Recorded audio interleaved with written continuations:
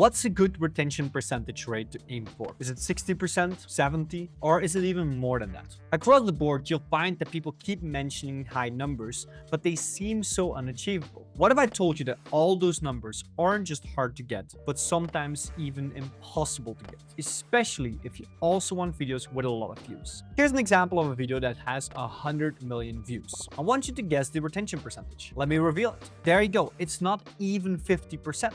And this happens for a lot of high-performing videos. That's why I'm making this video, because I want to explain to you, first, why lower retention percentages aren't necessarily a bad thing, and then I want to give you 6 tactics to help you improve your retention. So let's first talk about the retention percentage and why a high retention percentage isn't necessarily a great thing. You see, when the YouTube algorithm serves videos to viewers, it's not always going to serve a video whenever. It's not going to test and then see how people perform. YouTube will only serve videos to viewers when it already believes it's going to be a good hit. So if we have a person and he logs in onto YouTube, then the recommendations that YouTube will send to this viewer, like video 1, video 2, video 3, are only videos that perform very well. So when the creator of that video logs in and sees the performance of that video, it might see 70% retention. This is because YouTube has only decided to show it only to viewers who would positively react to this video. Now, if there was another user, and that user would have only watched 10% of the video, well, YouTube would actually never serve the video to that viewer. So in reality, what the creator gets to see in their studio dashboard is the 70%, the success rate, right? This is because of something called survivorship bias. Now, if for some reason it would have integrated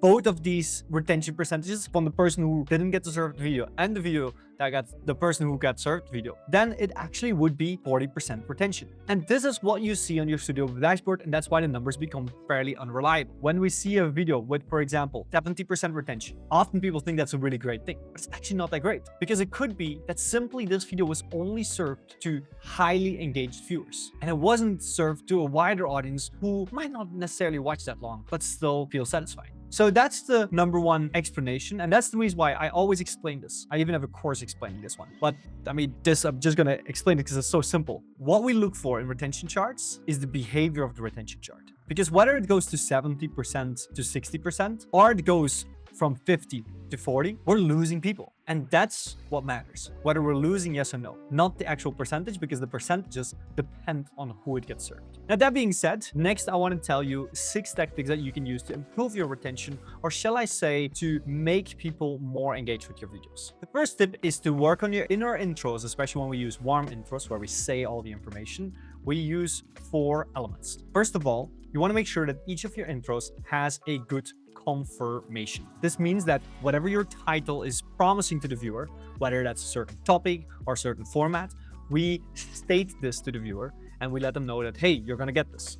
Now, if you have a cold opening where you're not necessarily saying it, we want to make sure that within the first 10 seconds of our video, the viewer gets a visual confirmation or a vocal confirmation about that topic or format. So that's the reason why you often hear today in a video where we have like 40 ways to improve retention. Today, we're going to look at 40 ways to improve retention. It's because we are confirming the expectation. Now, the reason why this is important is because by making this confirmation early, we are having an easier time getting buy-in from the viewer to want to watch for longer. And that's what we're trying to do. We're trying to convince them that it wasn't a guess of them going into this video. They actually are getting what they want. The second thing that we want from our intro is to provide context. Now, context is a little bit broad, and often people think that they can just give any type of context, but it needs to be essential context only. This is context that you can only give at the beginning of the video because we cannot give it later. So let's say there's a character in your video or a special guest that doesn't become relevant until 6 minutes. Well,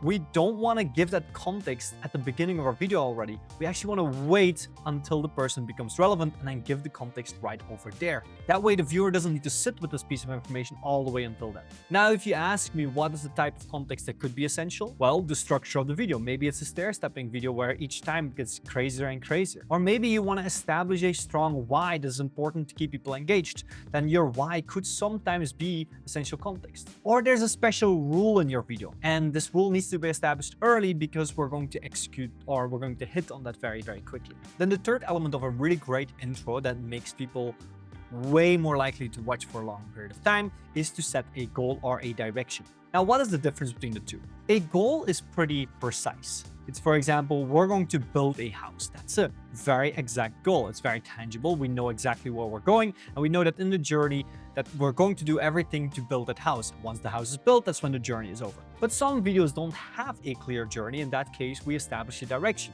A direction could be how many slaps does it take to cook a chicken? If that's our video, well, we know that we're going to experiment with slapping the chicken, and maybe one time we're slapping with our bare fists, the other time we are using some tools, etc, etc.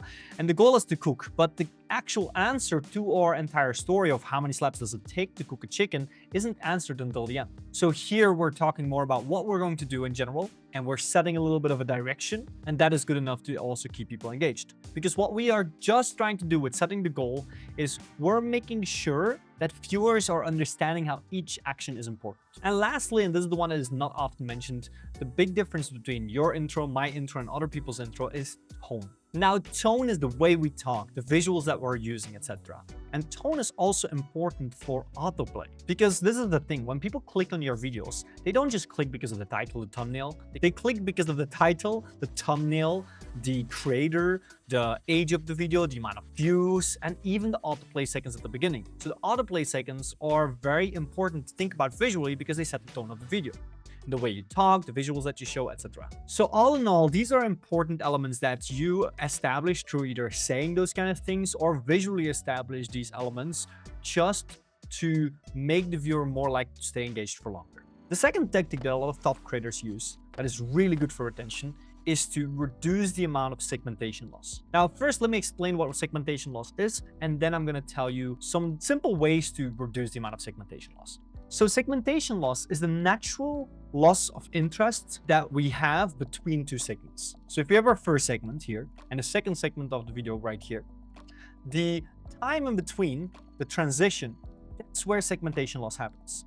So in our retention charts, and I'm going to draw it here in red, we will have like this, it goes down, and then we have like this. This drop is called segmentation loss. It's the natural loss of interest after a segment ends. We cannot avoid this, but we can reduce the impact that it has, and this is very detrimental for retention. So here's some advices that can help you with this one. First of all, keep your transitions between 5 to 10 seconds. By doing so, and just by going faster from one segment to another and reducing the time in between, that's where we reduce the amount of segmentation loss. So it's super simple, but yes, some people, they transition and it takes 20 to 30 seconds before we get to our next part of the video. That's way too long. A lot of segmentation loss will happen because of that. A second way to reduce segmentation loss is to understand through retention chart analysis what exactly about the beginning of a segment makes people interested. Now, what I mean with this one, segmentation loss, sometimes it starts when a segment ends, and sometimes it stops when the segment begins. But that's not always the case. For some creators, they have longer endings to their segment. So then you notice that segmentation loss actually stops here already. As some conflict gets resolved, we already start to see segmentation loss. And then only whenever new conflict gets introduced, that's where we see that the segmentation loss stops. So while you make these two segments like this, for the viewer, their segments are until conflict ends and from the conflict beginning. So that's one other way to think about this one, right? So go from conflict to conflict faster. And here's my recommendation for yourself. Try to figure this out by looking at the retention charts and seeing exactly where does it seem to start the drops and where does it seem to end. And does this go together with the beginning and endings of segment or around that part? And that's how you really recognize whether it is related to the segment ends or maybe related to your conflict. The third tactic that you can use to improve your retention is to use a lot more risers, slow-mos, or anything that anticipates something exciting. You see, when I was doing a lot of retention chart analysis for a lot of big creators, there was one pattern that stood out over and over again. When we have the retention chart, sometimes the chart goes like this and this. And I want to talk about why this sometimes happens. So this pattern, it started here and ended here. And this, the actual thing that was cool, was only over here. So we had this entire part where there wasn't much happening, but we knew that something was coming.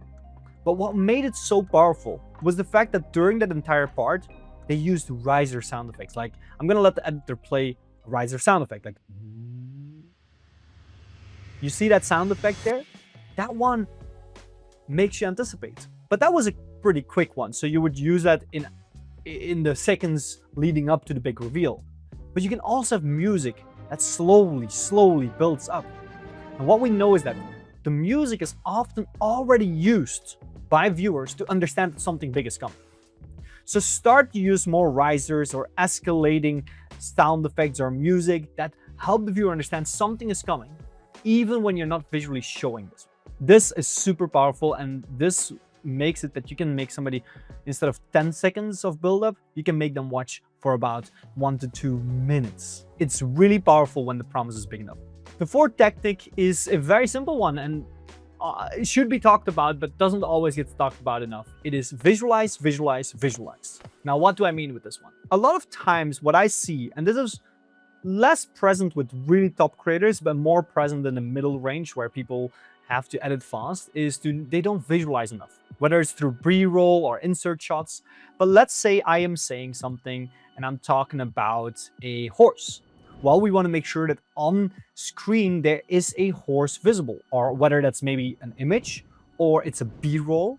And sometimes you could even use a split screen. Maybe you're talking about the horse, and on one side it is you talking about the horse, and on the other side you see the horse running in a field. But it's very important to help the viewer with the visualization process. This helps with immersion as well. So this is what happens when you don't talk about something and visualize at the same time. Here we go. I'm going to talk about a donkey. There's a donkey right now, and he is running, and he has some stuff on his back. You see, now it requires you to visualize this one. And that's not that good. So what we actually want to do is, we want to make sure to visualize that. So there's a donkey, and it's riding, and there's something on its back. And then you get back to me. And you see, just by transitioning quickly to this visual, it's a lot easier to get immersed into the entire story.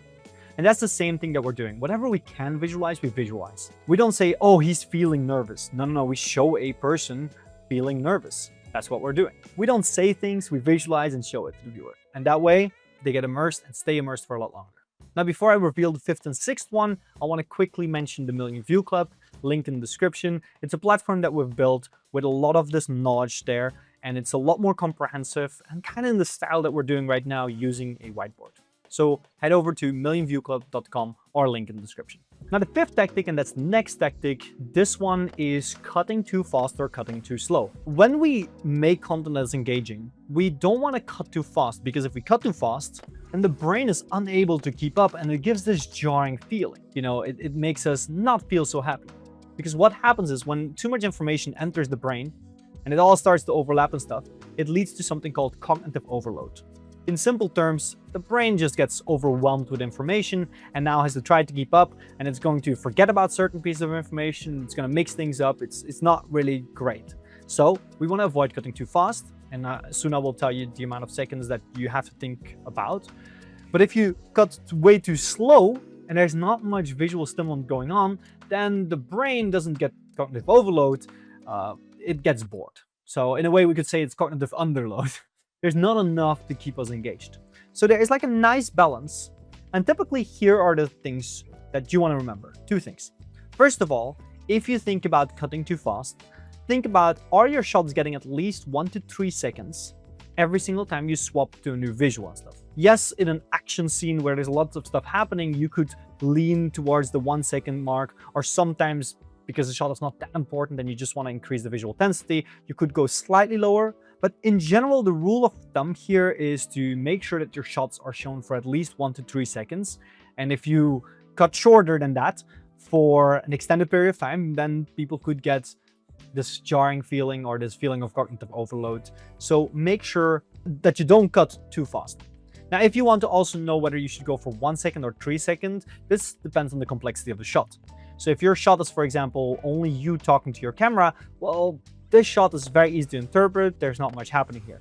But if it's a very complex shot with multiple people and they're doing things and you only show this shot for about 1 second, that's still too low. So here you want to make sure that you show it for at least 3 seconds before you move and cut to your next shot. Now, if we think about when do we cut too slow, it's a lot more complex to this one. We know that in general, people make decisions after 4 seconds. So when they see something, they take 4 seconds before they make a decision to start tuning out.